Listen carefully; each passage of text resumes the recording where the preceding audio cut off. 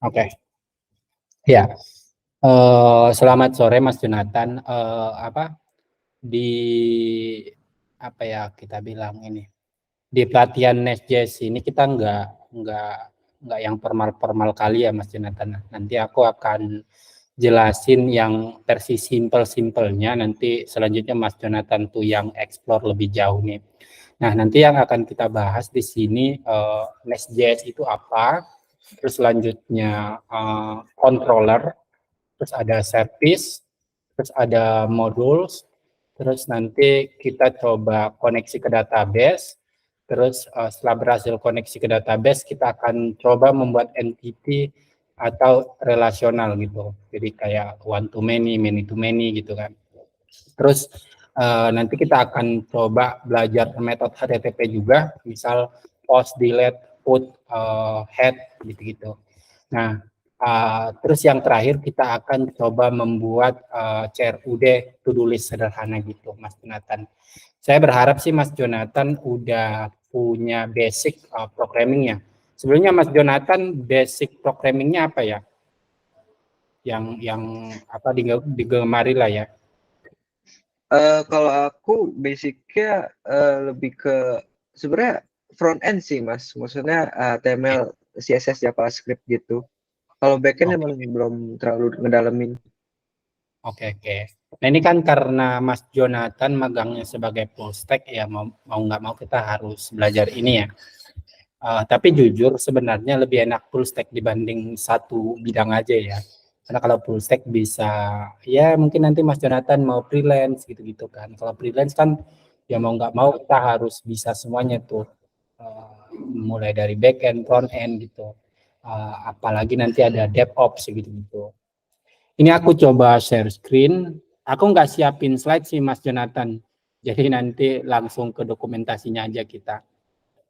Sip, nggak masalah Mas. Sip. Kan window bentar. Oke.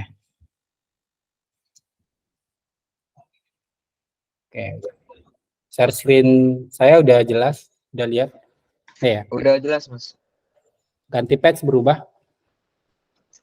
Belum. Nggak ganti-ganti ya? Oh, nge-lag dikit dong, nggak apa-apa. Bisa Mas. Oh iya, oke. Nah, pertama tadi kita akan apa namanya? Coba cari tahu dulu nih apa Nest.js ini nih. Jadi Nest.js ini Mas Jonathan dia apa ya? Sebenarnya Node.js dibantu sama Express.js tapi dibungkus menggunakan TypeScript gitu. Jadi kalau kita pakai apa Nest.js ini mau nggak mau kita harus pakai TypeScript tuh. Nah, kenapa TypeScript? Karena di era sekarang ya apa programmer itu apa namanya akan lebih mudah atau apa ya istilahnya lebih strong type gitulah. Jadi datanya biar nggak salah-salah, makanya orang sekarang pakai yang strong type termasuk apa TypeScript, Java gitu kan. Terus Kotlin itu strong type tuh. Jadi data itu harus didefinisikan dulu baru bisa dimasukkan atau dirubah gitu. Itulah apa inti dari TypeScript itu sendiri. Nah, apa yang bisa kita lakukan di apa di Nest.js ini sebenarnya banyak nih.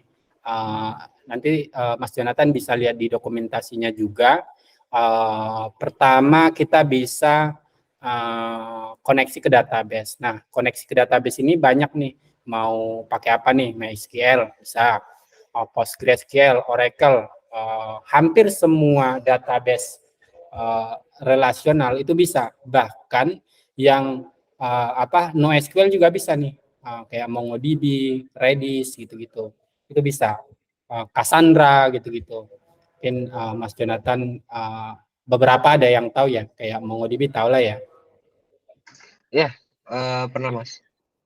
Oke. MongoDB itu apa? Dia bukan database relasional, dia yang NoSQL gitu. Jadi kita nyimpannya kayak data JSON gitu. Terus kita di Nest.js juga bisa melakukan validasi. Validasi ini biasanya dipakai di controller nantinya. Jadi sebelum diolah di service, jadi kan Nest.js itu secara default dia punya 3 layer tuh. Pertama, ketika seseorang merequest ke Nest.js, nanti akan diterima oleh controller namanya. Nah, itu layer pertama tuh. Selanjutnya, data itu akan diolah ke service. Nah, di dalam service itu bisa dibilang dia layer 2 tuh. Terus layer 3 nanti akan ada modul, di modul itu kayak konfigurasi-konfigurasi service-service apa yang mau kita pakai, fungsi apa yang kita pakai, kita bisa setting di modul nanti. Terus ada catching juga kita bisa lakuin, bisa pakai Redis atau catch lokal bisa. Dan jujur ini bagus banget catch-nya. Enak banget lah dipakai catching di ini. Nanti bisa dilihat juga di ini. Karena kita nggak jauh membahas terkait catching tuh. Terus kita bisa yang paling sering dilakuin aja nih. Task schedule. Nah, ini kita bisa kayak bikin cron jobs gitu. Jadi misal kita mau cek data berkala, misal per 1 menit. Nah, kita bisa setting tuh di Nest.js gitu. Nggak harus install cron jobs gitu. Terus ada queue. Queue ini misal kayak antrian lah istilahnya. Misal kita punya banyak data, tapi secara teknis ini nggak bisa diolah bersamaan, kita bisa manfaatin queue tuh. Jadi selesai per 10 biji, misal per 10 data gitu, atau per 100 bisa di queue gitu. Terus ada logging. Logging ini kita bisa setting, ada banyak ini sih loggingnya. Ada info, error, ada warning ya gitu-gitu tuh. Nah, enaknya logging ini atau logger ini bisa diintegrasiin ke kayak ELK, tahu nggak Mas Jonathan? Pernah dengar nggak? Belum pernah denger, Mas. ELK itu elastis elastis Kibana lah, elastis log test sama Kibana gitu. Jadi log itu bisa ditampung di Kibana di sebuah dashboard. Nantinya kita bisa akses dengan sangat mudah di Kibana tuh. Misal kita mau cari error nih, error di jam segini, usernya ini, itu bisa dicek di Kibana gitu. Enaknya itu sih si logger ini. Terus yang sering kita pakai juga kalau cookie jarang, biasanya main di klien. Streaming juga jarang. HTTP modul. Nah, HTTP modul ini biasanya dipakai kalau dia microservice gitu.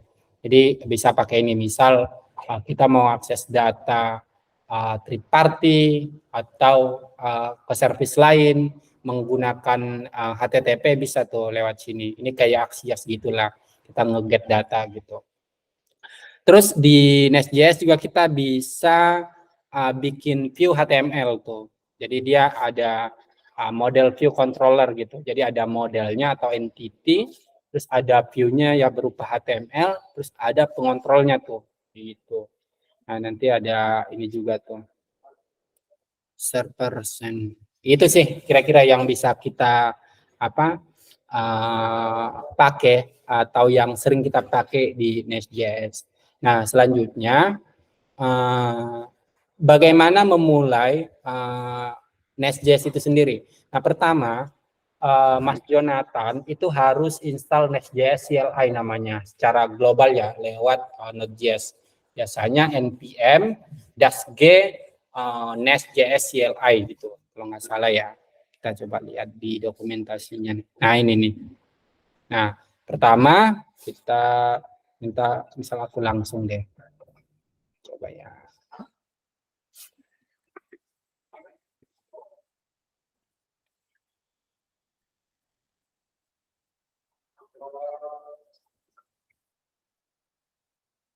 Bentar, aku ke explore aja. Misal kita mau install ini secara global ya, biar kita bisa pakai di patch manapun di terminal gitu. Install. Nah, idealnya sih akan berbeda ya. Ini karena aku sudah install, harusnya dia agak cepat tuh, ya kan? Oke, ini kita berhasil install. Nah, selanjutnya ketika kita sudah berhasil install, harusnya kita bisa pakai manggil fungsi nest. Nest itu apa? Ini. Nah, dia akan ngasih tahu nih ada banyak fungsi di nest itu tuh. Nest gateway, library, middleware, module, file, provider gitu. Nah, gimana cara bikin project? Nanti Mas Jonathan tinggal nest.js, bentar, nest new, terus nama folder proyeknya, misal apa ya kita bikinnya, to do list Jonathan gitu. Next new, klik enter. Nah, nanti akan dipilih disuruh milih dependensi yang bakal dipakai nih. Kita mau pakai npm ya. Biasanya aku pakai npm sih. Nggak apa-apa milih yarn, npm juga nggak apa-apa. Nanti kita pakai ini dulu, npm. Nah, nanti dia akan bikin kayak project starter gitu.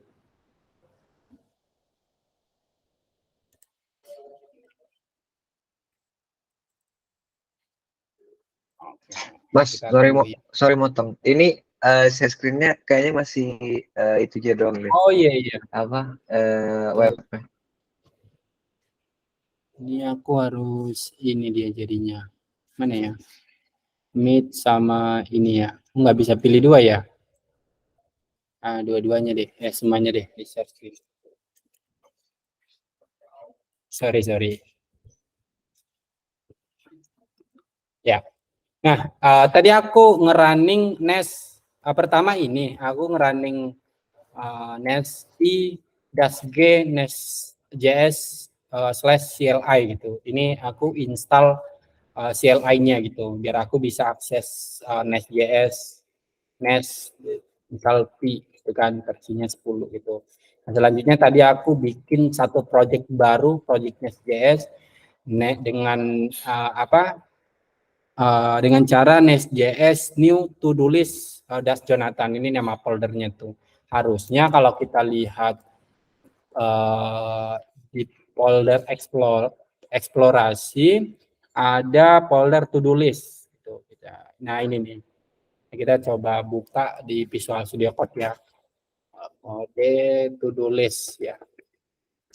Oke. Nah, ini folder yang barusan kita bikin tuh. Nah, apa yang ada di dalam project starternya? Nanti akan ada folder src, ini folder pekerjaan kita lah istilahnya. Terus ada node module ini dependensi dari package JSON ini nih. Jadi yang ini semuanya itu akan ditampung di dalam node module tuh. Jadi ini nggak boleh dihapus, bukan nggak boleh sih ya, boleh, tapi untuk ngerunning ulang kalau sudah terhapus kita perlu npm install lagi gitu. Misal npm install gitu. Anggaplah kita hapus ya. Nah, hilang kan? Nah, untuk memunculkan itu lagi nanti kita npm install aja gitu. Nah, muncul lagi tuh ya. Nah, di dalam folder src itu folder pekerjaan kita lah istilahnya. Nah, di sini ada root project, di sini ada main itu kayak apa ya, endpoint dari aplikasi kita gitu. Jadi di sini kita bisa ngelakuin setting-setting awal kayak bootstrapping gitulah ya kan. Misal kita mau nyeting portnya berapa, atau kita mau jadiin project ini misal create microservice bisa, atau kita mau bikin custom application pakai Nest.js bisa pakai create application context gitu, kita mau ngambil konteksnya itu, atau bawaannya aja pakai create gitu. Jadi ada 3 pilihan tuh. Nah, di sini kita akan coba pakai create aja dulu. Nah, di sini kan udah ke ini ya, udah dikasih tahu nih, aplikasi ini akan berjalan di port 3000 gitu kan. Ini bisa kita rubah, nggak harus 3000, bebas. Terus di sini ada app service gitu, bentar, yang kontrol dulu. Nah, ini gateway dari aplikasi kita, app control. Ketika coba kita running ya, cara ngerunningnya bisa dilihat di sini nih, di dalam script. Ini kita mau running pakai ini nih. Berarti kita tinggal npm run start dev. Gitu. Nah, harusnya dia akan running di port 3000. Coba kita buka port 3000, localhost 3000, hello world ya. Artinya berhasil loh. Nah, kenapa muncul hello world? Kita akan ini ya, kita akan coba telusuri nih. Pertama, ketika user mengakses sebuah URL, misal localhost 3000 gitu, codingan Nest.js pertama akan mengolah di sini nih, di app controller.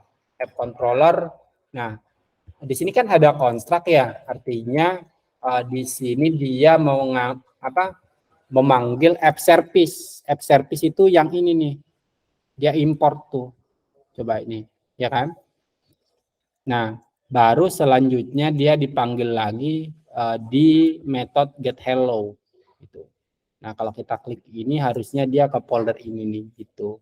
Nah, di sini diolah tuh, makanya muncul hello world. Dia nge-return string hello world itu. Makanya ada ini nih. Nah, terus ada modul nih. Di modul ini settingan dari sebuah service gitu.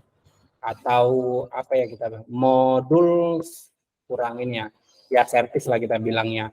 Jadi di sini kita bisa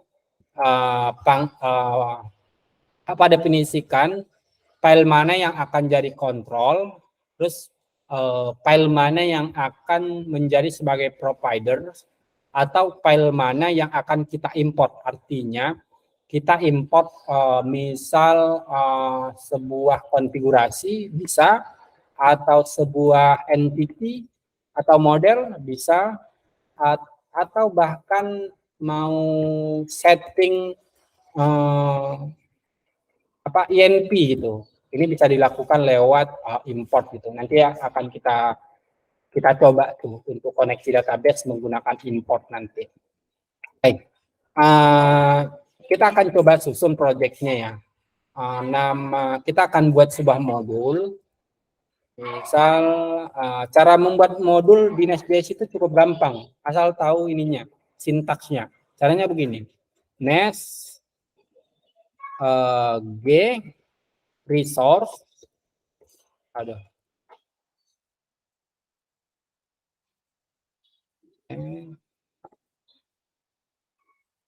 terus misal kita bikin dia di dalam folder, kita bikin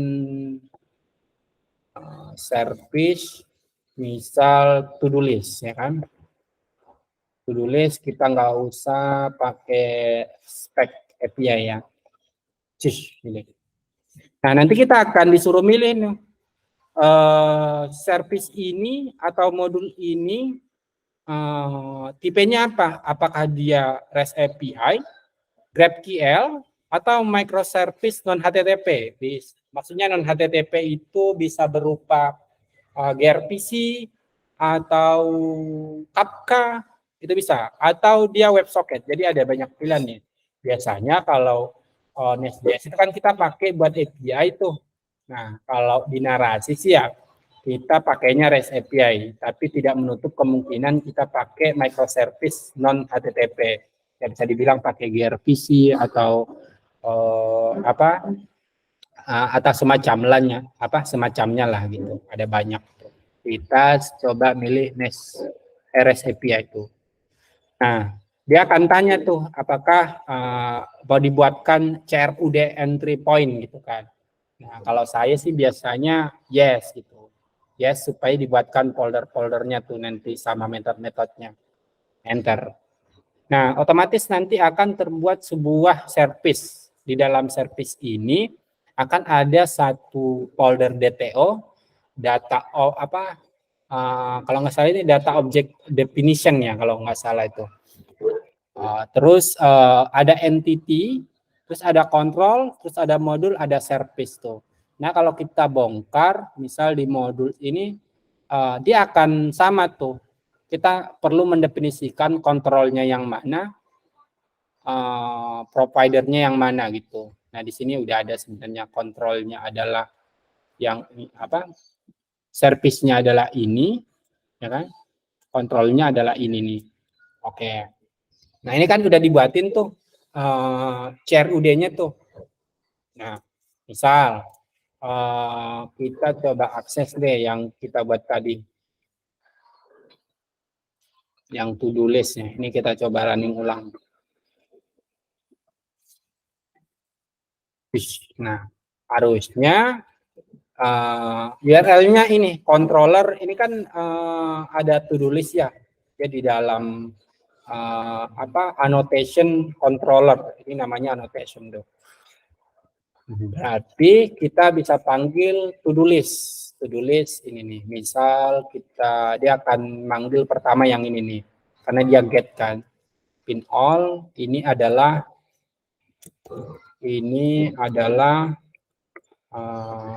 find all. Oke, kita start. Nah, ya kan? Nah, ini kan tampilannya masih ini ya, masih kayak HTML gitu ya. Gimana caranya kita bikin dia dalam bentuk REST API atau JSON lah istilahnya gitu. Oke, nanti akan saya coba jelaskan terkait itu. Tapi sampai sini Mas Jonathan ada yang bingung nggak? Sebelum kita mulai lebih lanjut nih. Sampai di sini. Mungkin pengen tanya dulu, Mas. Ini kalau di aku tampilannya tuh masih yang app misalkan app.control.spec.typescript itu masih gambar file TypeScript biasa gitu, tulisannya TS gitu. Nah, itu biar jadi ada gambar-gambarnya gitu gimana ya? Oh, itu di sini aja nanti. Dari setting, terus temps. Pilih aja. Itu mainin tem Oh, aja itu kok. temanya. Oke. Ya. Itu nggak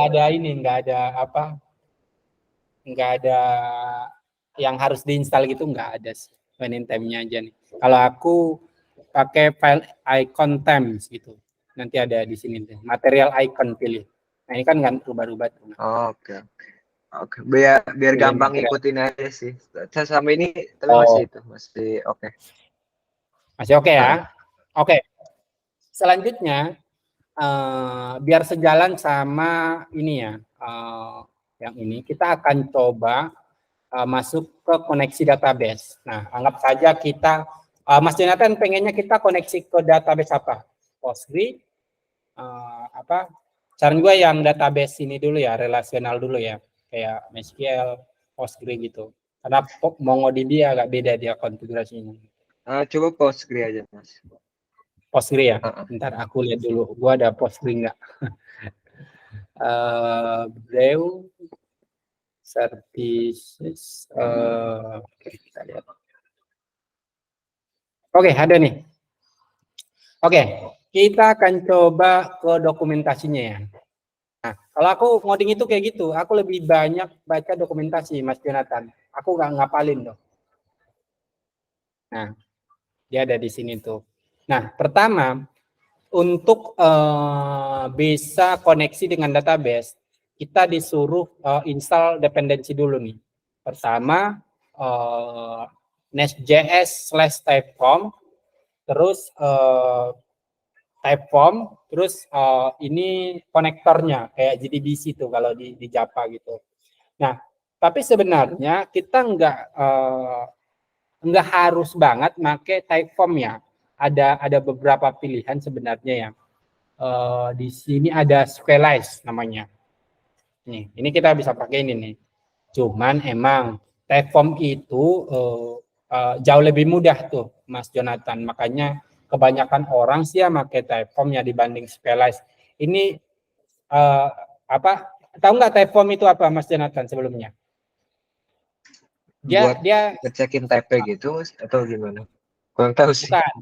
Dia kayak query builder namanya. Kalau di Laravel, pernah pakai Laravel? Belum pernah, Mas. Ya, dia query builder namanya. Jadi untuk memudahkan kita melakukan query gitu. Jadi kita nggak gini lagi nanti query-nya select bintang from misal member gitu kan, to do list gitu. Nggak gini lagi. Jadi akan jauh lebih gampang nanti. Karena kalau misal kita pakai kayak gini, dia otomatis kurang bagus lah intinya ya. Karena kan sebenarnya query yang bagus itu harus pakai transaksi namanya. Jadi ketika ada kegagalan data, dia harus di rollback ulang gitu, biar nggak data korup gitu. Makanya perlu ada namanya query builder. Nah, di JavaScript sendiri, query builder yang cukup terkenal itu Typeform, Typeform, SQL, ada banyak sih. Cuman yang paling aku kenal yang dua itu tuh. Dan yang paling sering aku pakai itu Typeform. Nah, makanya di sini kita coba pakai Typeform dulu ya. Oke, kita ulang dulu nih. Install ini. Oke. Nah, secara default kan ini pakai ini ya, MySQL ya. Kita akan ganti ke Postgre ya, karena kita mau pakai Postgre. Kalau Postgre dia PG. Jadi bukan MySQL 2 lagi tuh. Enter.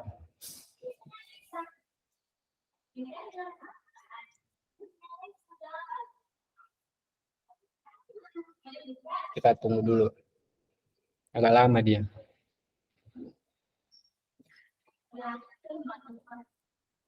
Sebenarnya ini lebih gampang, jadi backend itu lebih gampang Bang Jonathan dibanding front end.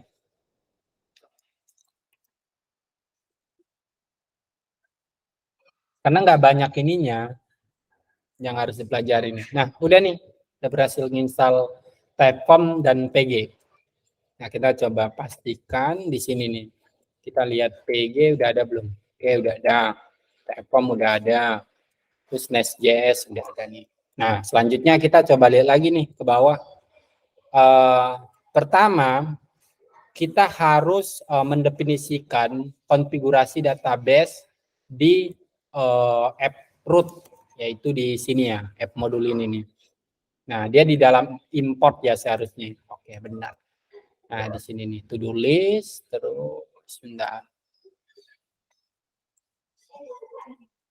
Ini aku ini dulu ya. Oke. Harusnya kita panggil Typeform modul for root ya. Terus kita kopikan ini aja.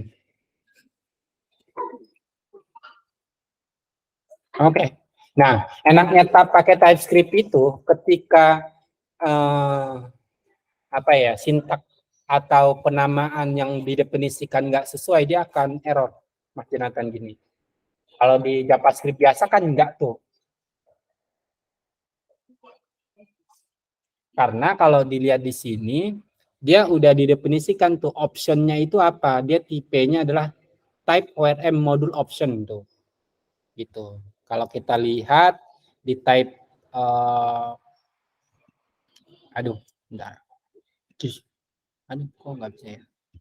Nah, dia yang bisa ditambahkan ini nih, konfigurasi-konfigurasi ini nih. Bentar ya.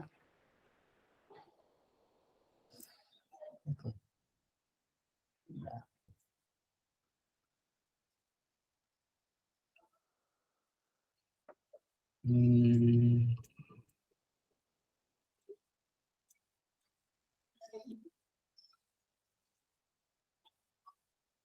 Gimana ya ininya?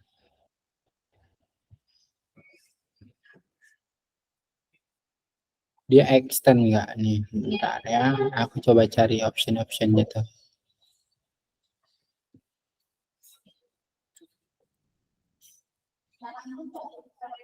Oke, ini nih. Postgres connection. Nah ini nih. Dia apa? Apa ya dibilangnya? Oh, ininya ya. Atribut-atribut yang boleh dipakai cuma ini nih. Karena dia udah ada definisikan sebagai interface tuh.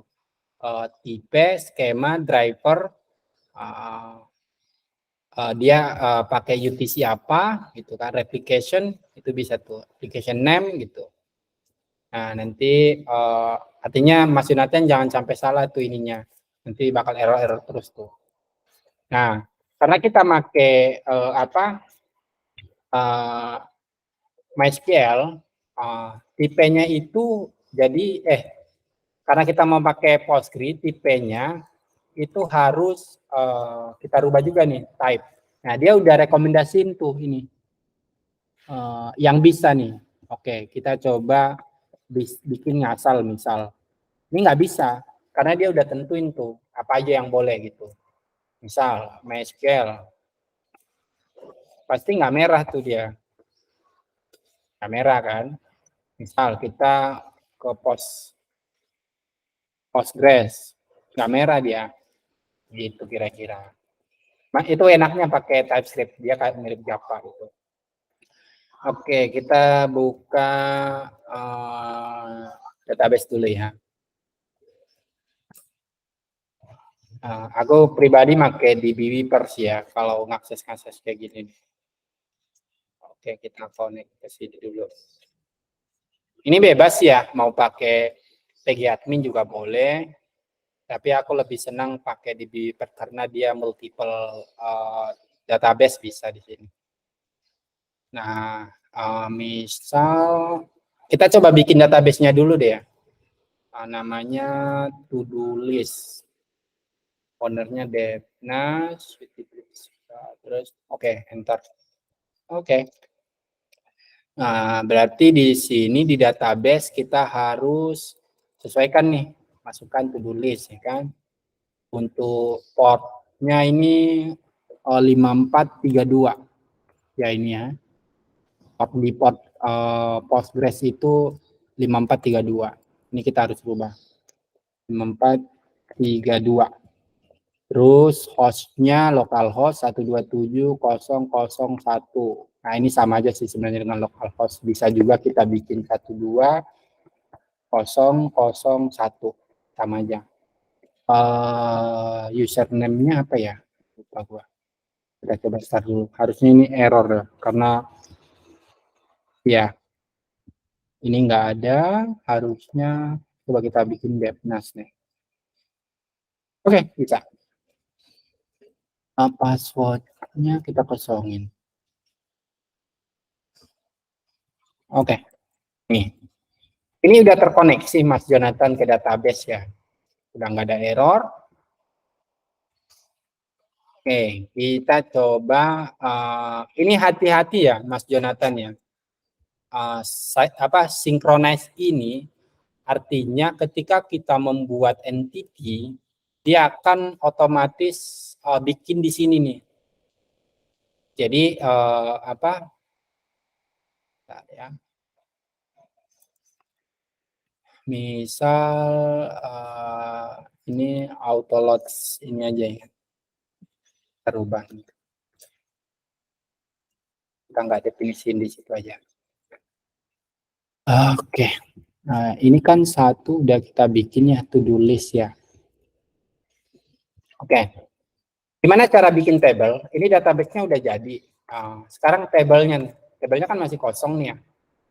Kalau kita refresh belum ada nih tabelnya. Caranya begini. Di dalam folder entity, di dalam folder service to-do list entity ya. Ini kan ada to-do list entity ya. Kita harus definisikan tuh di sini. Pertama, kita bikin namanya kolom. skema ya kalau nggak salah, bentar. Kita pastiin aja di sini. Oh ini nih, entity namanya. Pertama kita harus definisikan dulu nih, kasih annotation entity di dalam ini nih, entity. Kita ekspor dulu. Nah, ini udah terekspor, import. Nah, selanjutnya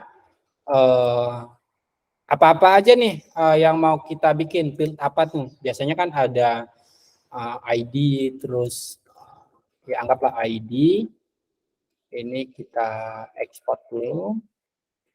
Terus kita bikin kolom lainnya ya. Misal ini kita ekspor dulu.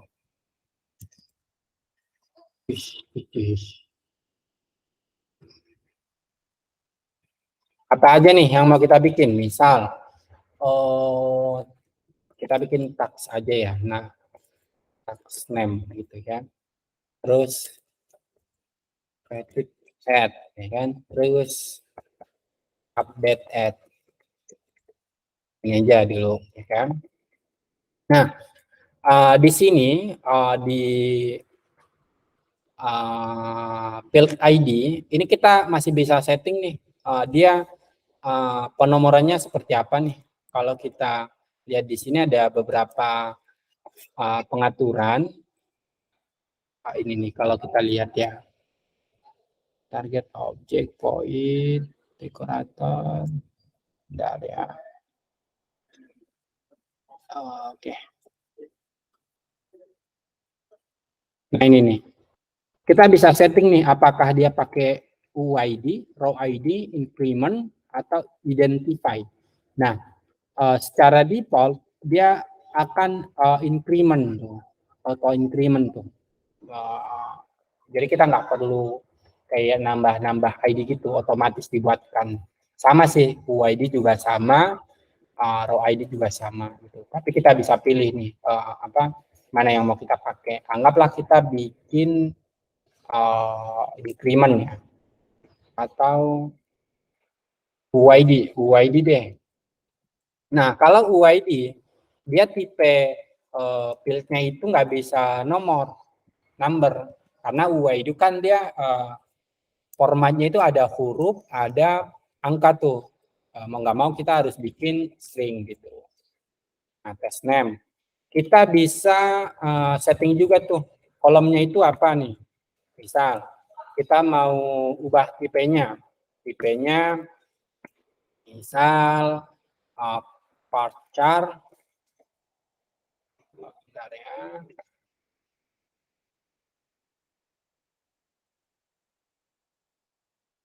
Akar, terus panjangnya kita bikin 255 misal gitu kan.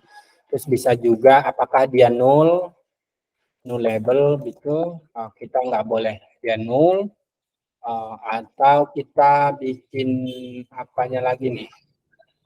Ada banyak sih ya pilihannya. Nanti Mas Jonathan klik aja kolom, di sini ada kolom option to name, length, width, terus null label, read only, update, select, insert, ada banyak pengaturan tuh. Terus on update juga ada ketika dia diupdate apa yang terjadi gitu. Terus ada komen, ada banyak sih pengaturannya gitu. Nanti dilihat aja caranya. Kalau pakai Mac, pencet komen, tahan, terus arahkan kursornya ke sini, lalu klik gitu. Caranya gitu nanti buat melihat. Terus create add itu kan tanggal ya. Nah, kita bisa pakai annotation create add.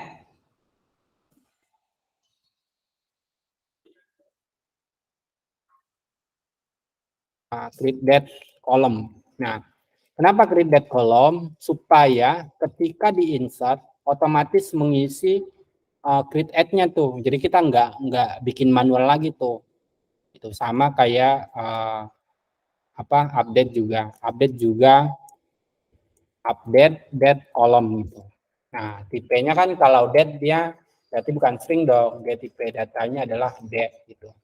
ini juga sama that gitu. Oke. Entity udah, kita coba run ulang. Oke. Nah, harusnya sih di sini udah ada ya. Coba kita refresh. Oke, kok belum ya? Oh ya, sorry. Kenapa belum? Karena kita belum mendefinisikan field ini nih sebagai table tuh. Caranya bagaimana? Kita masuk ke folder to-do list. Nah, di sini kita perlu import. Dia array. Terus kita panggil database. Sorry, bukan database kalau nggak salah. Type ORM modul. Type ORM modul for fitur. Nah, kita panggil entity yang baru kita buat tadi tuh. Nama entity-nya apa? To-do list ya kan? Ini di to-do list ya. To-do list ini. Oke. Nah, kita nggak ada error dong. Kita coba refresh nih, di sini udah jalan belum? Oke, udah ada nih. Gitu. Nah, ini kan udah ada nih. Coba kita lihat test name, dia parser lengthnya 255. Benar nggak? Kalau kita lihat di sini nih, parser lengthnya dia nggak boleh null. Not null, ya benar. Oke, selanjutnya database udah, terus table juga udah. Selanjutnya kita coba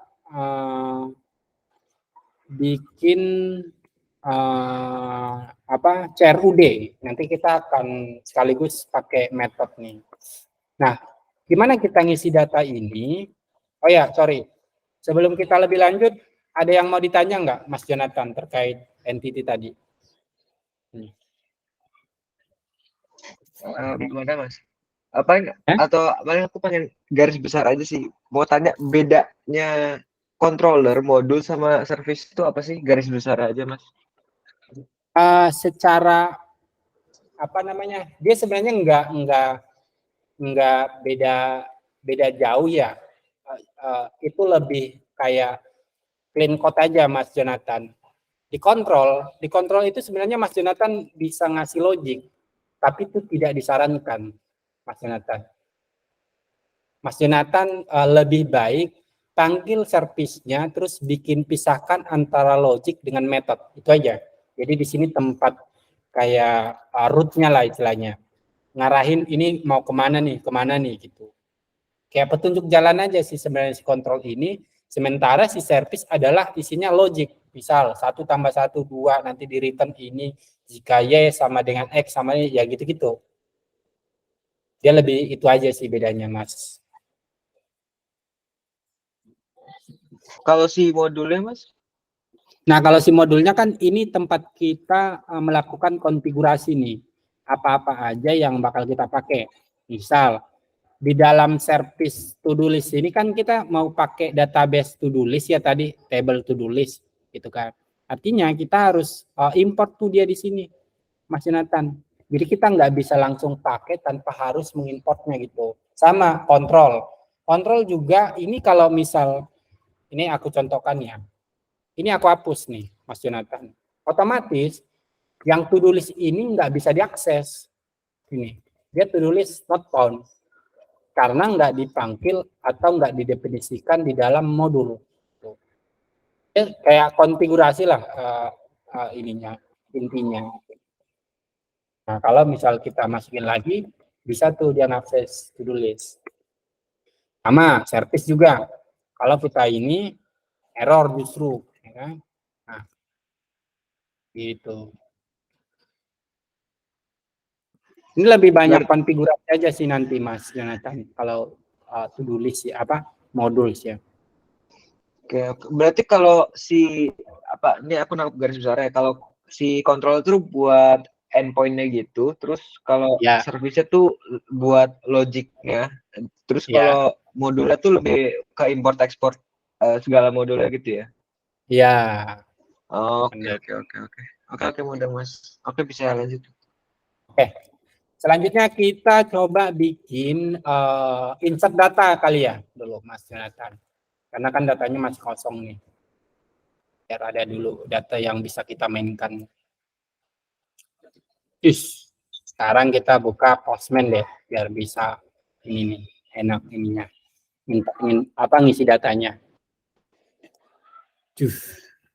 Misal kita buat satu collection apa ya kita bikin ya Jonathan gitu ya namanya. Oke, to do list kita bikin satu request, add request ini create to do list gitu ya. Terus dia metodenya kita lihat ya, metode yang bakal kita pakai post, nanti fungsinya ini. Nanti di postman kita bikin post metodenya post, terus kita panggil EP-nya yang ini nih. Nah, terus ada body raw, tipenya ini. Terus, nah ini kan ada DTO ya, kita lebih sering bilang ini DTO nih. Ini artinya kayak interface atau definisi sebuah request itu. Jadi kita mau bikin aturan terkait request yang boleh gitu. Ada apa aja yang boleh gitu. Nah, misal di sini yang kita perluin data apa aja nih, misal.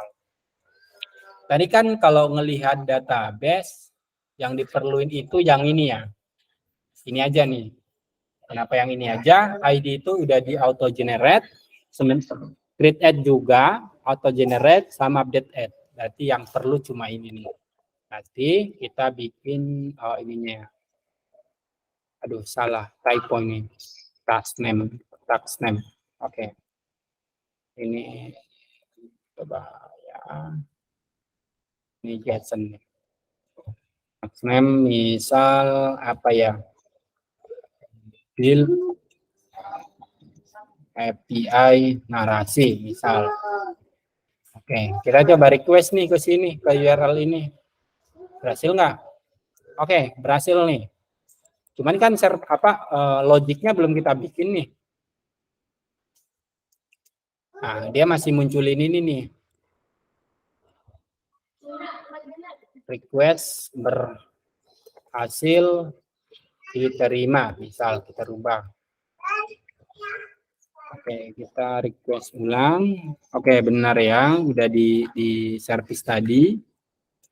Pertama dia ke sini dulu, ke kontrol dulu yang ini, terus dia selanjutnya ke service yang ini nih, karena kan this titik to do list titik create. Oke, karena di sini udah dimasukin dalam kontrak, gitu. Konstruktor, gitu. Nah, bagaimana kalau ini nggak diisi? Ini kan kalau dia nggak diisi, dia masih tetap masuk nih. Kita mau membatasi, kalau dia datanya nggak ada, nggak boleh gitu loh kan. Nah, di Nest.js itu ada namanya validation tadi tuh, validator, ya kan. Coba kita ini nih, kelas validator. Nah, Mas Jonathan, itu harus install ini juga nih, supaya kita bisa pakai tuh, kita bisa membatasi, mengatur request-request apa yang boleh dan yang nggak boleh gitu. Kita stop dulu, kita install kelas validatornya. Oke. Di sini kita nggak perlu setting sesuatu, kita bisa langsung pakai. Nah, cara pakainya gimana? Nanti gini aja tuh. Nah, sorry. Kita tinggal setting di DTO-nya nih. Ini kan kalau kita pencet, dia ngarah ke sini nih, ya kan? Nah, misal tadi yang kita butuhin apa nih? Task name ya. Task name. dia tipe datanya harus string, nggak boleh angka. Terus dia harus is string, misal. Terus apa lagi ya? Kita bikin syaratnya is that juga banyak, is email, is enum, ada banyak sih. Is ISBN, bahkan ISO juga ada tuh standar-standar gitu. Oke. Terus kita bikin is not empty gitu. Jadi nggak boleh kosong gitu. Nah, setelah kita definisikan, kita coba request dengan data kosong. Oke, bentar, sorry. Ini kayaknya harus didefinisikan di sini. Oke, ini, sorry. Kita ternyata harus definisikan dulu di dalam endpoint-nya nih. Di sini nih. App, use, gitu kan. App, global 5, validation 5. Sorry. App, use, global validation 5.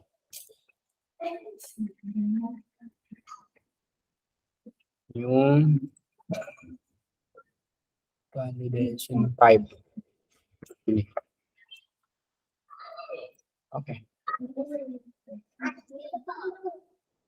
Nggak bisa nih.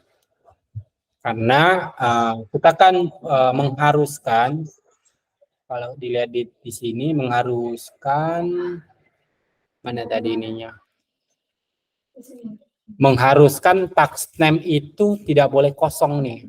Beda nanti kalau misal kita hilangin yang ini deh, komen dulu. Ya boleh tuh. Ya kan? Nah, ini kita nggak boleh kosong tuh ini gitunya. Selanjutnya DTO-nya udah, kelas validatornya udah. Sekarang selanjutnya kita ke service. Kita mau nyimpan data itu ke database. Karena kan datanya belum disimpan tuh. Ya masih tes gitu tadi. Jadi gimana? Mas Jonathan pertama harus mendefinisikan konstruktor untuk memanggil fungsi dari type form-nya gitu. Karena gimana?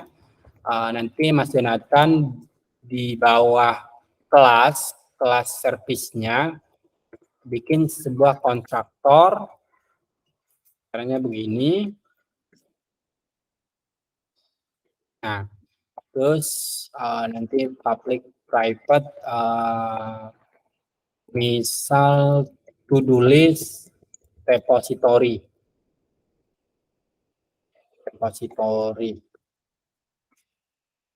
Terus panggil repository.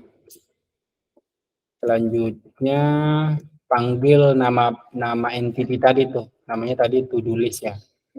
To-do list. Oke. Inject. Kita harus inject ya dulu nih. Inject repository.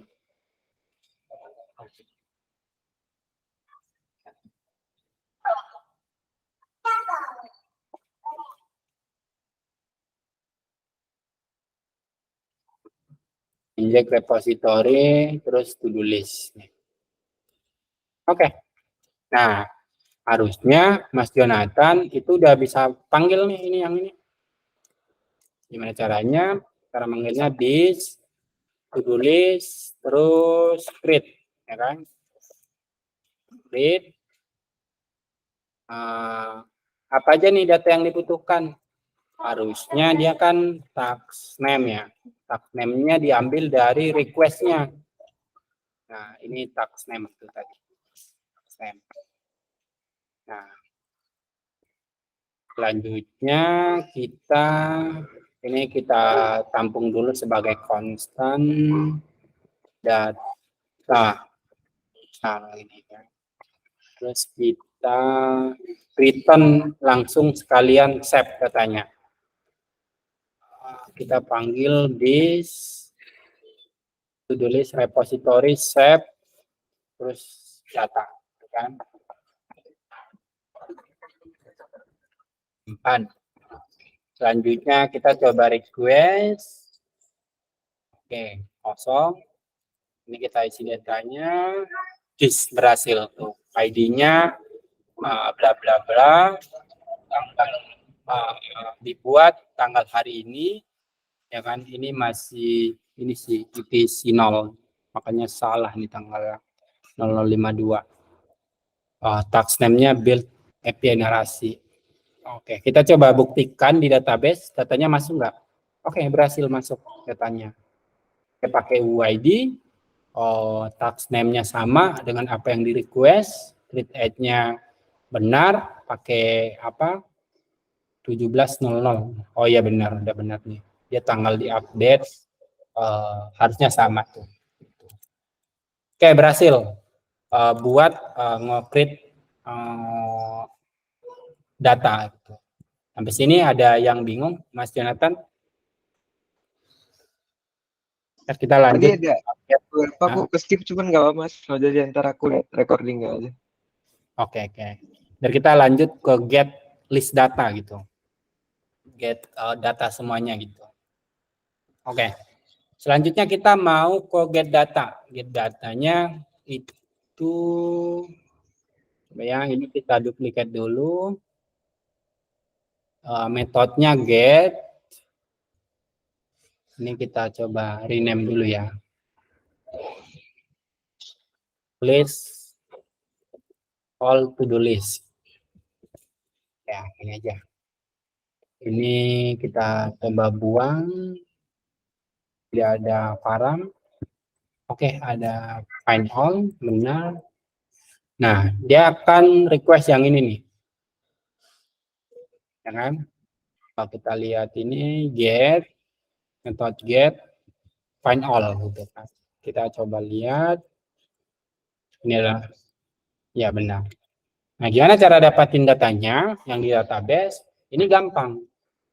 Kita tinggal, ya anggaplah kita tampung dulu dia sebagai konstan ya. Ini apa ya, query lah kita bilang. Panggil repositorinya bis, to-do list repository,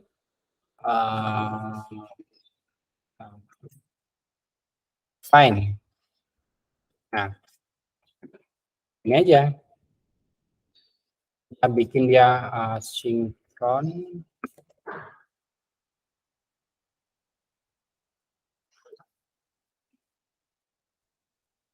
Await ya. Nggak perlu nunggu. Kita harus tunggu dia selesai dulu. Ini maksudnya itu ya. Kita tunggu dia selesai dulu baru dia melakukan return gitu. Kalau nggak gitu nanti dia akan promise istilahnya. Nah, terus kita return query. Ini kita coba bikin datanya agak dua aja ya. Narasi API Blibli misal, blibli.com, Tokopedia, kita bikin banyak aja.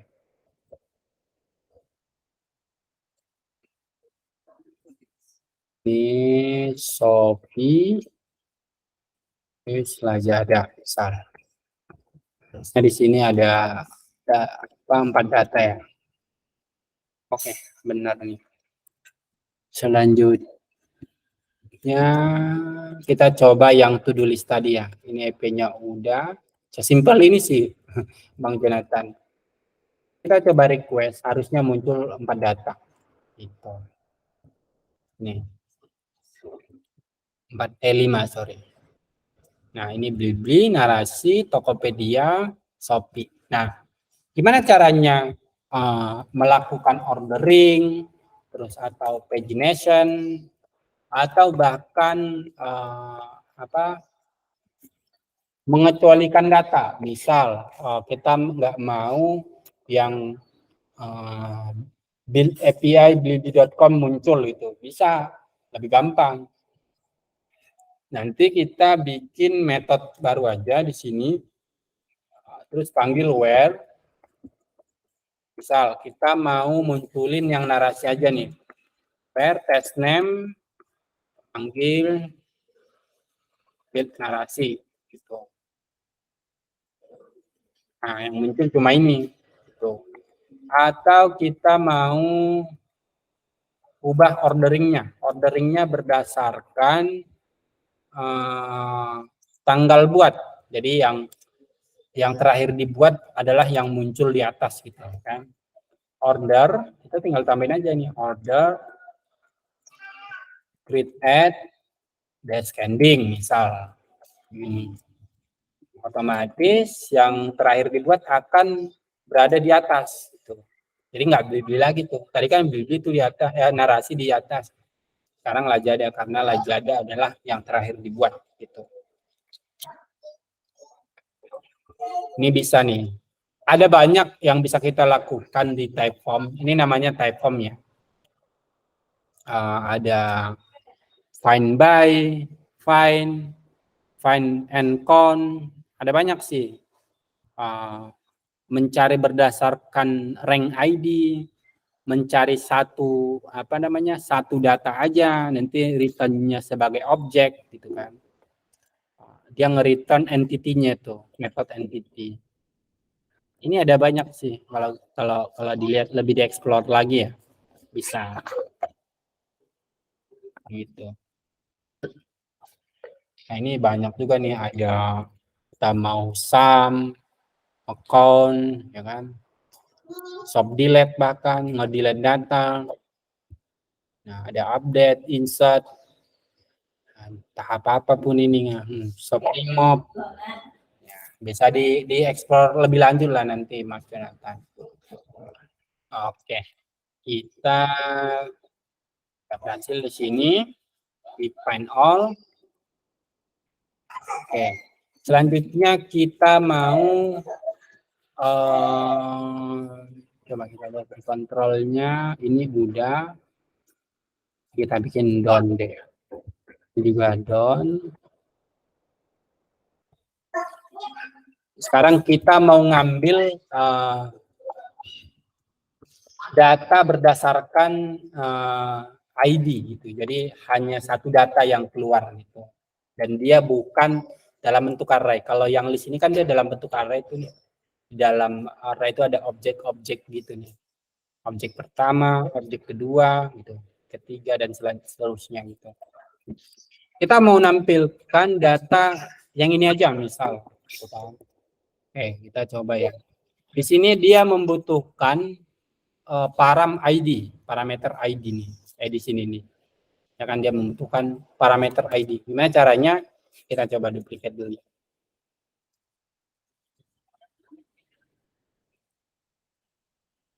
Ini kita namakan detail ya. Detail tulis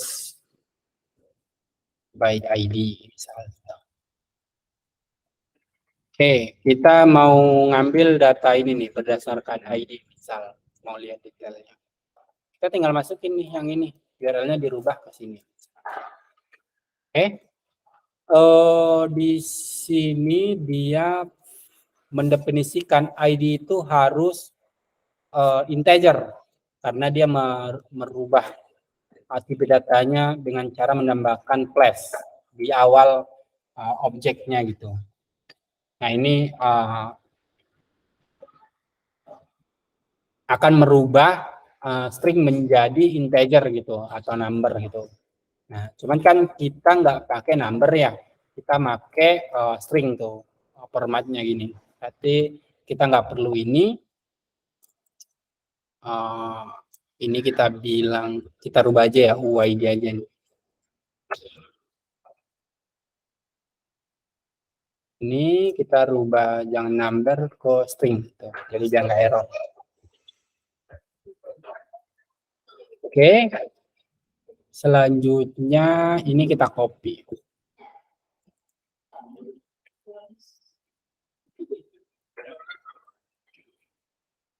Ini dia harus asing. Ini kita rubah jadi UID ya. Biar lebih enak. Nah, ini metode find-nya kita rubah menjadi find one. Karena kan datanya yang mau kita munculin cuma satunya one. Nah ini kita rubah where ID UID gitu. Nah, kita coba request, harusnya muncul detailnya tuh. Dia bukan array.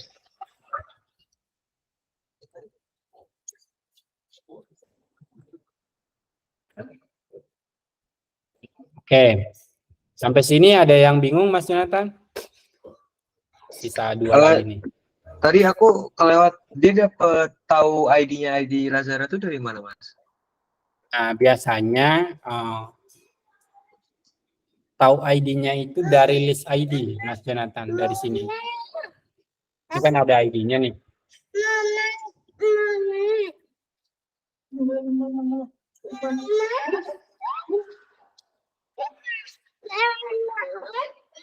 Biasanya kan kalau detail dia ini dulu tulis dulu Mas Jonathan.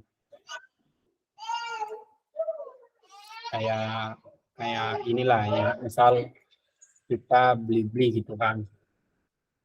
Nah, ini masing-masing sebenarnya dia nge-return ID-nya lah atau slug-nya gitu. Nanti ketika kita klik, dia bakal ngambil ID itu untuk didapatkan detail dari produknya gitu. Dia gitu tuh biasanya. Makanya di setiap list biasanya kita akan nge-return ID gitu supaya bisa nge-get detail ID-nya. Gitu. Ada lagi Mas Jonathan? Oke Mas, kamu udah bisa lanjut. Oke. Selanjutnya kita ke update ya. Ini update ini juga aku rubah ininya. Ini ke string aja. Ini kita rubah aja biar gampang dipahami aja.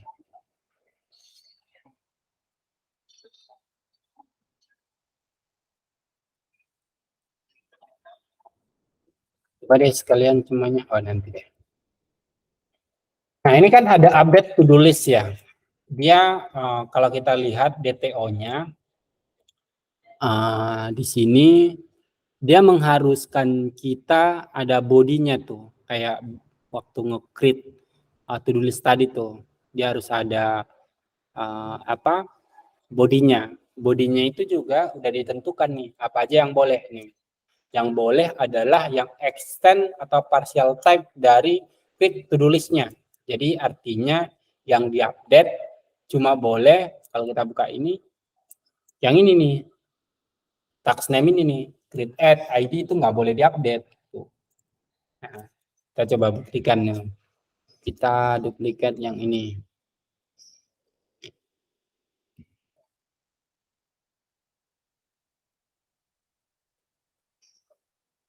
Update. Terus metodenya di sini, metodenya adalah patch ya. Terus dia minta parameter UID. Berarti kita kasih slash, berarti ini deh. Jadi yang tadi deh, narasi kita rubah. Bodinya, dia kan mengharuskan kita harus ada body ya. Misal, kita mau ubah dia ke sini nih. Oke. Terus di sini, di service-nya, kita akan oke, ini aja. Kita copy aja ya, biar cepat.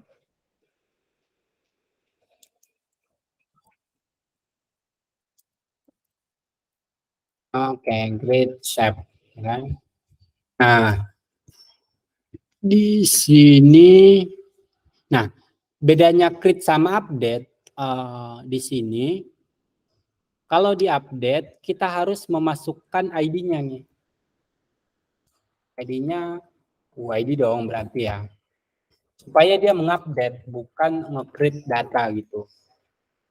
Nah, kita coba nih, kita update nih. Berhasil tuh, kita update. Kita coba lihat datanya, sekarang apa? Nah, udah berhasil tuh update. Itu. Jadi simpel sih sebenarnya NSJS ini. Oke, update ada yang bingung? Bedanya update sama create cuma di ID-nya aja nih. Di update kita harus memasukkan ID-nya nih. ID-nya adalah yang ini nih. Mudah Mas, boleh lanjut. Oke, ya kan? Mudah kan? Nah, untuk delete, kita coba lihat di kontrolnya. Delete, dia metodenya adalah delete. Coba kita, ini aja kita duplicate ya. Kita rename.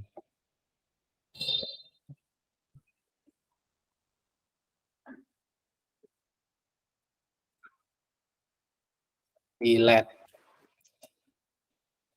Nih. Terus lihat tadi metodenya adalah delete. Tuh. Kita coba request dulu ya sebelum kita ini. Oke. This action remove. Benar nggak ke sini? Oke, benar. Oke, kita balik ke sini, remove. Tadi ini kita rubah aja UID. Ini bebas ya Mas Jonathan ya, nggak harus UID itu ID itu. Bisa kita rubah. Ya, yang penting disesuaikan aja ke ininya, ke fungsinya gitu. Dia harus mencerminkan sebuah fungsinya gitu. Jadi jangan ngasal bikin variabel misal cons A sama dengan X tambah Y gitu. Ini nggak bagus kayak gini Mas Jonathan. Jadi misal A itu adalah apa ya, misal algoritma gitu atau algo gitu. Jadi dia harus menjelaskan fungsinya gitu. Gua kesal banget tuh nemu programmer atau interview bikin variabel kayak gini tuh. Itu susah banget tuh nanti ini ngedevelop atau maintenance codingan yang dia buat. Kalau Mas Yonatan nggak pengen di apa disebelin kayak gitu, jangan bikin gitu. Nah, remove. Siap Mas. Iya kan? Pernah nggak lihat kayak gitu codingan? Pernah Mas. Maksudnya pernah ya dulu waktu awal nyoba sendiri sih. Cuman ya ujungnya waktu kodenya udah banyak itu udah gede ya itu Iya, pusing. pusing kan. Ini apa nih gitu kan. Nah, kalau remove, kita lanjut ya. Remove lebih gampang lagi nih. Kita copy aja nih di sini, di return. Nah, udah remove gitu. Terus panggil ID-nya, UID. Ini belum kita rubah ya tadi. Udah gini aja. Oh, sorry, ini delete.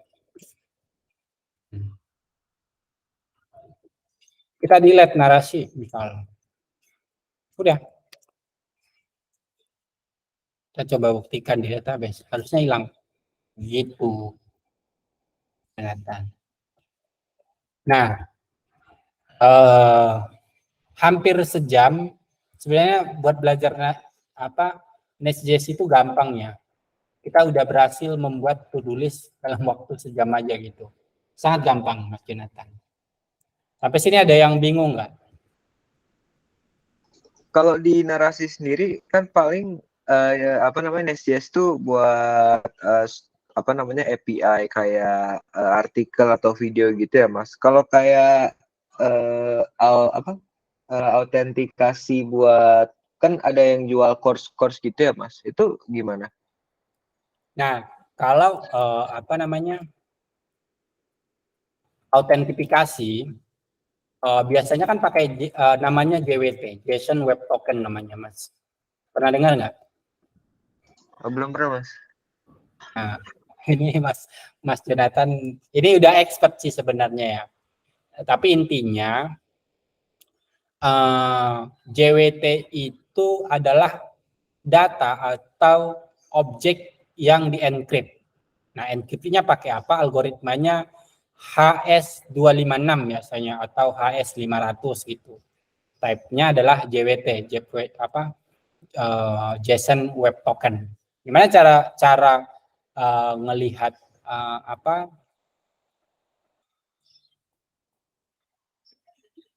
JWT di narasi? Misal kita mau lihat nih narasi JWT-nya apa. Ini harus login sih biar bisa lihat JWT-nya. Oke. Jadi kalau misal Mas Jonathan perhatiin, ini kan aku udah login ya, artinya token JWT-nya pas request udah ada tuh. Oke, kita lihat yang ini nih, API yang ini nih. Di sini ada authorization namanya. Terus dia tipenya bearer, bearer itu maksudnya JWT. Ini kalau kita encode, ini sebenarnya bisa, Mas Jonathan. Misal aku mau lihat isi datanya ini apa nih. Sorry. Caranya di patch jwt.io gitu. Kita copy paste di sini. Cus gitu. Sebenarnya dalam token ini adalah ini gitu. Ngerti nggak? Berarti kalau misalkan data apa autentifikasi gitu semuanya di decrypt ya Mas ya? Iya, tapi Oh, ada banyak sih caranya ya. Kalau di PHP dia biasanya pakai session gitu kan. PHP session. Tapi paling banyak dipakai itu adalah JWT. Jadi kayak Tokopedia, Shopee, Google itu pakai JWT rata-rata. Karena kan setiap uh, apa namanya ya kayak gini lah. Kita nggak mungkin minta ngirim data itu terus tuh nama apa gitu kan, data inilah gitu. Jadi kita konversi aja tuh JWT ini data isinya apa sih gitu. Nah, cara kerja JWT itu sendiri dia ada secret namanya. Nah, secret ini kan invalid ya. Jadi data ini bisa dibaca atau di decode encode kalau server apa secretnya sama gitu. Misal nih, gimana ya kita ini ya,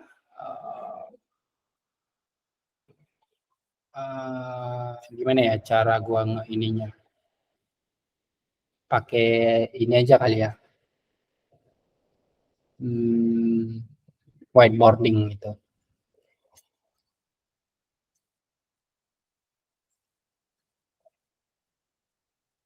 share ya continue.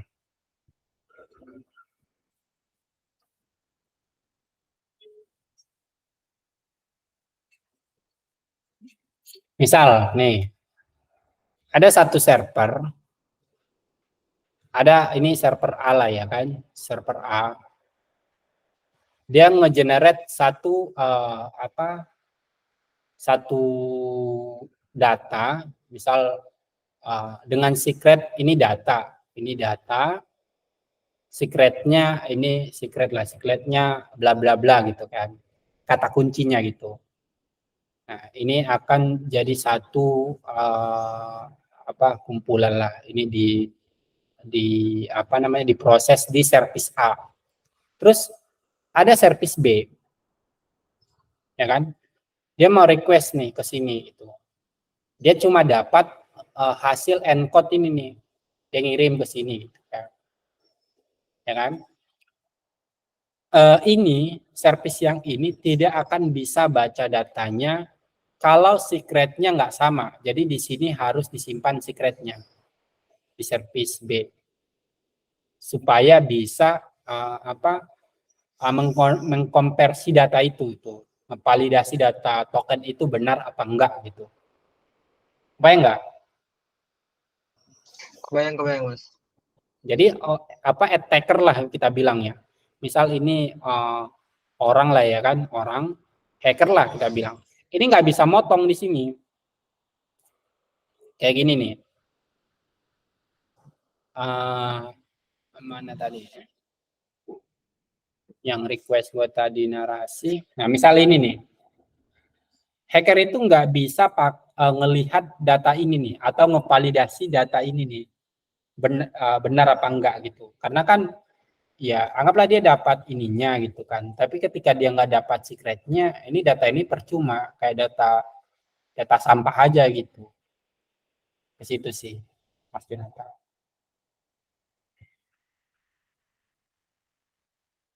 Oke, mudeng Mas. Ya, Nanti coba ini aja apa di sini ada JWT sih, security ya, kalau nggak salah ini nih.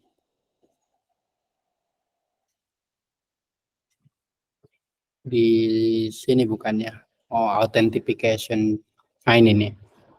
Nanti di bagian sini tuh ada JWT. Nah, ini kan JWT token nih.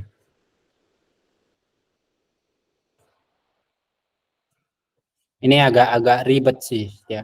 Nah, enaknya di sini kan ini kan ada secret ya. Ya kan? Ada sync option juga, kita bisa set dia expire kapan gitu. Misal kalau di sini sih gue lihat 60 detik ya. Nanti kita bisa set 60 hari atau 1 tahun gitu kan. Atau bahkan kita bisa set sepanjang umur gitu kan, bisa juga gitu. Nah, dia di sini ini kan ada ekstrak, ada verifikasi tokennya apakah benar menggunakan secret ini gitu. Ada banyak kok di YouTube cara kerja ini. Misal Mas Jonathan pernah ini enggak Eko Kurniawan Kennedy, programmer zaman now. Enggak, belum Ini, tahu Mas. ini bagus tuh ininya. Misal Eko ini nanti ikutin aja ini programmer zaman now. Ini bagus ininya, tutorialnya kalau mau belajar ngoding gitu ya. Sini kalau nggak salah ada JWT nih penjelasan dia. Ini nih.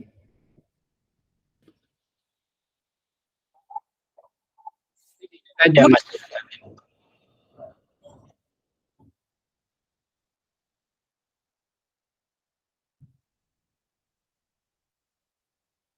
Ini nama channelnya, Programmer Zaman Now. Di sini banyak tutorial-tutorial, penjelasan, bahkan Mas Jonathan bisa subscribe berbayar kalau ngerasa ini ya kurang dengan penjelasan yang ada di YouTube. Dia di Udemy juga ada, di sekolah coding juga ada. Dia buka bootcamp juga gitu. Ini teman gua kok, keren orangnya. Dia dulu teman gua waktu di Blibli itu. Nah, ini banyak tuh video-video dia terkait programmer. Oke. Ada lagi Mas Jonathan yang masih bingung? Mungkin terakhir Mas. Ini aku kan waktu itu sempat baca-baca juga. Sebenarnya kan pakai Nux itu juga bisa juga bisa buat backend ya. Kenapa kalau di narasi itu buat backendnya di backend gitu pakai Nest.js? Yang kelebihannya tuh apa? Jadi begini Mas Jonathan, ketika tim kamu, ya anggaplah kamu memimpin sebuah tim teknologi ya, ketika timnya sudah banyak, terus kalian make GitHub, misal dia repository gitulah kan. Kalau di dalam satu project ngerjainnya banyak, itu bakal konflik terus. Pernah ngerasain nggak konflik di GitHub? Pernah Mas. Nah itu pertama buat menghindari itu. Terus yang kedua, kalau di dunia teknologi itu sebisa mungkin atau lebih baik software itu dibikin kecil-kecil banyak dibanding satu besar gitu. Karena untuk maintain satu besar itu cukup sulit gitu. Karena misal begini nih, misal anggaplah kita bekerja sama ya dalam satu project Mas Yonatan. Di dalam satu project monolitik namanya. Ya anggaplah di Node.js itu ada back-end-nya, ada front-end-nya, ada CSS-nya. Di situ semua tuh di dalam satu project. Gua kan nggak tahu ya Mas Jonathan ngerubah apa gitu kan. Apakah yang dirubah Mas Jonathan bakal ada imbasnya ke apa yang saya kerjakan. Kebayang nggak permasalahannya kalau misal dalam satu project banyak gitu yang ngerjain. Makanya dipisah-pisah dalam service-service kecil supaya tidak saling ganggu gitu. Oke, mudah-mudahan Mas. Ya.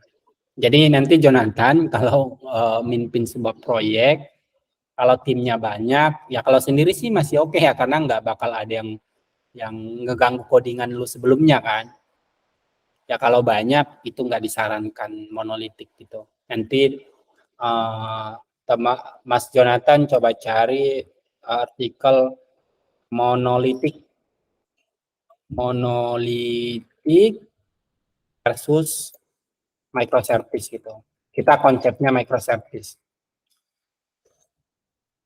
Cari aja itu terkait apa ya yang agak bagus ininya. Oh, ini aja. Di programmer zaman now ada kok. Karena itu yang versi bahasa Indonesia gitu. Di YouTube ada tuh.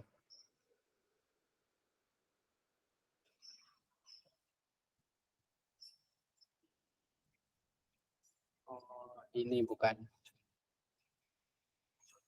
Bukan. Pokoknya cari aja deh, Mas. Perbedaannya tuh. Ya lebih ke ini sih cara pengerjaan, terus lebih leluasa merubah sesuatu tanpa harus konfirmasi ke tim yang lain, gitu-gitu sih. Lebih mudah di maintain juga gitu. Cuman impact-nya adalah cost. Jadi cost servernya sama pengelolanya akan agak ribet tuh. Jadi harus ada kayak DevOps-nya gitu. Itu aja sih nanti yang bakal. Oke, mudah-mudahan Mas. Ya. Ada lagi Mas Jonathan? Dari aku udah sih Mas, nanti paling minta video recordnya aja. Oke. Harusnya ini ke ini sih ya, apa? Langsung ke share ke Mas Jonathan tuh nanti. Oh gitu ya kalau Google Meet ya? Ya nanti konfirmasi aja Mas Jonathan. Kalau belum masuk nanti gua share aja. Oke sip Mas. Oke, yakin nih nggak ada lagi? Buat sekarang paling ya tadi informasinya cukup banyak ya. Paling aku coba-coba sendiri dulu sih Mas. Nanti kalau Ya, mentok gimana aku tanya di grup. ya saran gue sih emang harus dicoba-coba ya karena namanya coding harus gitu Mas Jonathan. Percuma kita kayak bootcamp atau apa kalau nggak dicoba di rumah ya nol juga, nggak bisa juga gitu. Jadi harus banyak mencoba, terus coba ikut dalam satu project-project kecil kayak gitu-gitu. Atau coba project-project explore gitu, bikin sesuatu di dalam kepala kita, aku mau bikin ini dulu deh gitu kan. Biasanya gitu tuh untuk belajar kayak gini. Oke lah kalau gitu. Ada lagi ya? Ya Mas, thank you Mas Marto ya. Oke, sama-sama. Perhatiannya. Berarti sisa ini ya, kalau pelatihan Vue.js. Saya kira ini kita bisa kapan ya? Atau 1 minggu lagi aja kali ya? Mas Jonathan ini dulu, coba explore dulu ini. Buat yang mana Mas? Yang Vue? Vue.js kan kita mau pelatihan juga nih. Ya di minggu depan kan Mas? Iya, di minggu depan aja, biar santai. Ini program baru loh ke Mas Jonathan, baru ke Mas Jonathan nih programnya kayak gini. Oh, Sebelumnya sebelumnya gimana Mas? kita nggak mau nerima yang nggak bisa coding. Oh, berarti Iya. sebelumnya belum pernah ada yang daftar itu ya? Magang banyak, cuman harus ngoding gitu. Nggak Oh, gini. Ini program pertama nih. Jadi ya beruntung lah Mas Jonathan gitu. Nggak disuruh motokopi atau apa gitu. Kadang kan gitu tuh kalau magang ya. Kayak kamu ini ke sana gitu. Tapi belajarnya nggak ada gitu kan. iya Mas, kalau offline biasa begitu sih. Iya, disuruh-suruh aja gitu. Gua kesal tuh ngelihat bos-bos kayak gitu tuh. Ya karena gua ngerasain magang gitu kan. Oke lah. Minggu depan ya, coba dipelajari dulu Mas Jonathan, biar kita bisa mulai mini project. Selanjutnya nanti Mas Jonathan akan kita ikutkan dalam project-project skala kecil mungkin dulu kan. Kalau misal oke, kita akan ikutkan di skala besar. Tuh. Oke, sip Mas. Oke. Oke, kalau gitu makasih Mas Jonathan. Semoga mudeng ya. Kalau misal ada yang bingung-bingung, nggak apa-apa di chat. Tapi ya bersabar kalau misal gua agak telat balasnya nanti gitu ya. Sip, nggak masalah Mas. Thank you Mas Yuk, Farto ya. gitu. Ya, Aku leave, thank you. Selamat sore. sama-sama.